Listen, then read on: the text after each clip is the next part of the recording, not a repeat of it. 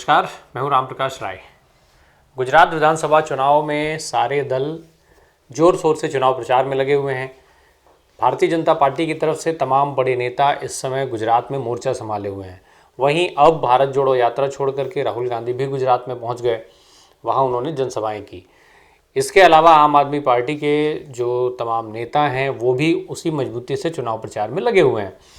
जब इतने बड़े बड़े नेता चुनाव प्रचार में उतर जाएंगे और रैलियां होंगी, जनसभाएं होंगी, तो फिर बहुत सारी बातें भी निकल करके आएंगी। एक दूसरे पर आरोप प्रत्यारोप भी लगेंगे।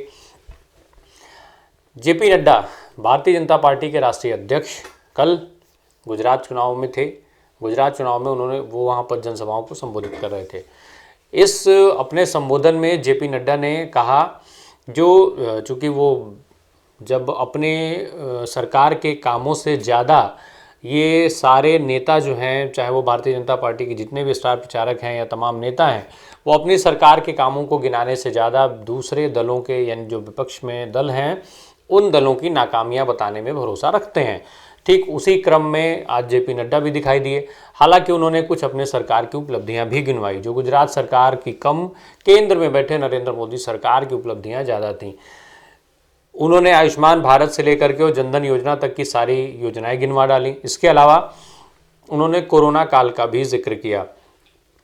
अपने संबोधन में जेपी नड्डा ने कहा कि कोरोना के काल में नरेंद्र मोदी ने बिना किसी पोस्टमैन, बिना किसी मनी ऑर्डर या बिना किसी बैंक के करीब 20 करोड़ बहनों के खाते में सीधे 500-500 रुपये भेज दिए।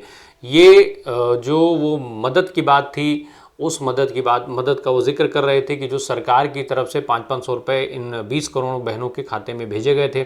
इसके लिए किसी भी तरीके का पोस्ट ऑफिस का सहारा नहीं लिया गया, मनी ऑर्डर नहीं किया गया और सीधे सीधे डायरेक्ट बैंक खातों में भेज दिया गया। जनधन खाते, जो जनधन योजना थी, जनधन योजना के अंतर्गत जो खाते खोले गए थे, उनका लाभ जेपी नड्डा गिना रहे थे। इसके अलावा उन्होंने कहा कि जो देश में जवाहरलाल नेहरू के ज़माने में 1 एम्स बना, वहीं प्रधानमंत्री जब अटल बिहारी वाजपेयी हुए तो उनके छोटे से कार्यकाल में 6 एम्स बने और अब नरेंद्र मोदी के कार्यकाल में 15 एम्स बना दिए गए। उसमें 1 एम्स वो राजकोट का उन्होंने एक साथ जिक्र किया। इसके अलावा उन्होंने तमाम जो देश में वैक्सीन और दवाएं बनी उनका भी जिक्र किया। जेपी नड्डा ने अपने सरकार की उपलब्धियां गिनवाते हुए कहा कि इस देश में 25 साल में टिटनस की दवा बन पाई, वहीं स्मॉल पॉक्स की जो वैक्सीन थी उसको बनने में 28 साल लग गए। टीबी की दवा 30 सालों में आई। जापानी बुखार की दवा जो है वो 100 साल के बाद बन करके आ पाई। वहीं केवल 9 महीने के छोटे से काल में, जो कोरोना का काल था, कि 9 महीने के छोटे से पीरियड में कोरोना के 2 वैक्सीन को प्रधानमंत्री नरेंद्र मोदी की सरकार ने बनवा दिया, लोगों के लिए, लोगों की सेवा के लिए। ये तमाम सारी योजनाएं जेपी नड्डा ने गिनवाई। इसके साथ ही साथ जेपी नड्डा कांग्रेस पार्टी और आम आदमी पार्टी पर हमले करते हुए भी दिखाई दिए। जेपी नड्डा ने आम आदमी पार्टी पर हमला करते हुए कहा कि आम आदमी पार्टी जो है वो बैनर बेस्ड पार्टी है, जबकि भाजपा जो है वो कैडर बेस्ड पार्टी है। आम आदमी पार्टी केवल प्रचार प्रसार और दिखावा करती है, वहीं भारतीय जनता पार्टी जो है वो जनता की सेवा करने के लिए जनता के बीच में जाती है, लोगों के बीच में जाती है।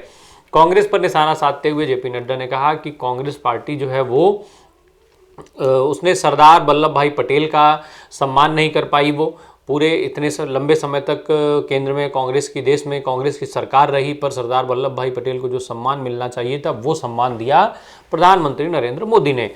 182 मीटर ऊंचे स्टैचू ऑफ लिबर्टी का जिक्र करते हुए जेपी नड्डा ने कहा कि ये स्टैचू बनवा करके प्रधानमंत्री नरेंद्र मोदी ने सरदार पटेल को उचित सम्मान दिया, जो कांग्रेस नहीं दे पाई। इसके अलावा जेपी नड्डा ने कई सारी बातें कहीं। आम आदमी पार्टी पर हमलावर होते हुए उन्होंने आम आदमी पार्टी के चुनावी इतिहास को ही गिनवा डाला। आम आदमी पार्टी ने जहाँ जहाँ चुनाव लड़ी, जिस स्टेट में चुनाव लड़ी, वहाँ पर क्या स्थितियाँ हुई उसको भी उन्होंने गिनवा दिया। साथ ही एक बड़ी उपलब्धि के तौर पर उन्होंने ये भी गिनवाया कि आम आदमी पार्टी के टिकट पर चुनाव लड़ चुके उम्मीदवार अब भारतीय जनता पार्टी का प्रचार कर रहे हैं। ये जो था वो जेपी नड्डा के चुनावी भाषणों में बड़े उपलब्धि के तौर पर इसको प्रचारित कर रहे थे। आप इस वीडियो के अंत में सुन लीजिए कि जेपी नड्डा ने आम आदमी पार्टी का चुनावी इतिहास गिनवाते हुए क्या कहा। मित्रों, आप जानो कि आपका हित कौन देखता है। और एक नई पार्टी आई है, अभी जेठा भाई कह रहे थे कि इनको हम वापस भेजेंगे। जेठा भाई आप चिंता मत करो, ये लेफ्ट राइट करके ऐसे ही वापस जाते हैं। कोई चिंता मत करो इनको। मैं आपको इनका ट्रैक रिकॉर्ड सुनाना चाहूंगा। पत्रकार बंधु मेरे से बार बार पूछते हो आम आदमी पार्टी का क्या होगा। आम आदमी पार्टी का वही होगा जो इन्होंने आम आदमी के साथ किया है, यही होगा और क्या होगा। ये उत्तर प्रदेश में लड़ने गए थे, पत्रकार भाइयों नोट कर लेना, 350 सीटों पर चुनाव लड़ा और 349 सीटों में जमानत जब्त हो गई। ये उत्तराखंड में चुनाव लड़ने गए, 69 सीटों पर चुनाव लड़ा, 68 सीटों पर जमानत जब्त हो गई। और इनका जो चीफ मिनिस्टर का कैंडिडेट था वो आज हमारे बीजेपी का प्रचार कर रहा है, वो बीजेपी में आ गया है।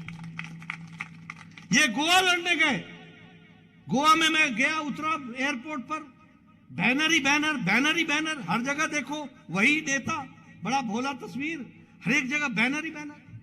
मैंने कहा भैया ये बैनर लगे हुए क्या है? बोला आगे आगे देखो होता है क्या। मैंने कहा क्या होगा? बोला नतीजे देख लेना। नतीजे क्या रहे? 39 सीटों पर चुनाव, 49 सीटों पर चुनाव लड़ा, 49, 35 पर जमानत जब्त हो गई। नहीं 49 नहीं कहा, 39 सीटों पर, 39 सीट्स पर चुनाव लड़ा, 35 पर जमानत जब्त हो गई। हिमाचल में चुनाव लड़के आए हैं, मेरी बात नोट कर लेना पत्रकार बंधुओं, 67 सीट पर चुनाव लड़ा है इन्होंने, 67 की 67 सीट पर जमानत जब्त होगी, इसको भी आप याद रखें।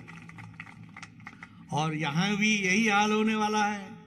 हम सरकार बनाएंगे, हम सरकार बनाएंगे, देख लेना 8 तारीख को नतीजे तुम्हारे सामने होंगे। ये आते हैं, ये बैनर बेस्ड पार्टी है, बैनर लगा लगा करके। हम कैडर बेस्ड पार्टी है, जनता के बीच में सेवा करके निकलते हैं।